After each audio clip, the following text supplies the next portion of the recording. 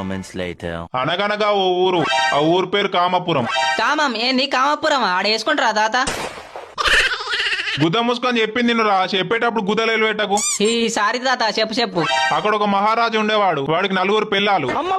ఆగాగు ఏంది 4 పిల్లలా పూగానికి? అన్ని వట్టకాయ అనుకున్నాడా పొట్లకాయ అనుకున్నాడా? అన్ని సార్లు చేసే వట్టకాయ కూడా కింద పడతా తాత. చెప్పేది రా, తలకాయ దింగకు. ఆ ఊరికి నేను కొత్త, ఏ పొదల్లో చూసినా అదే పని, ఏ గడ్డి మావు పక్కన అదే పని. నాకు అడ్రస్ చెప్తాత నేను పోతా. మూతి మీద నుండి దేంగితే పనులు మొత్తం రాలాలి ఎర్రిప్పుక. చెప్పేది నువ్వు నాకన్నా కామా పుక్కంలా ఉన్నావేంట్రా? ఆ టైంలోనే ఒక పిల్లని చూసా, నేను ఆ పిల్ల, నేను పిల్ల అంతే, కడి చేసే పంచాయతీ. ఆగాగు ఏంది పంచాయతా? ఏం పొడిచి దెంగినామని పంచాయతీ?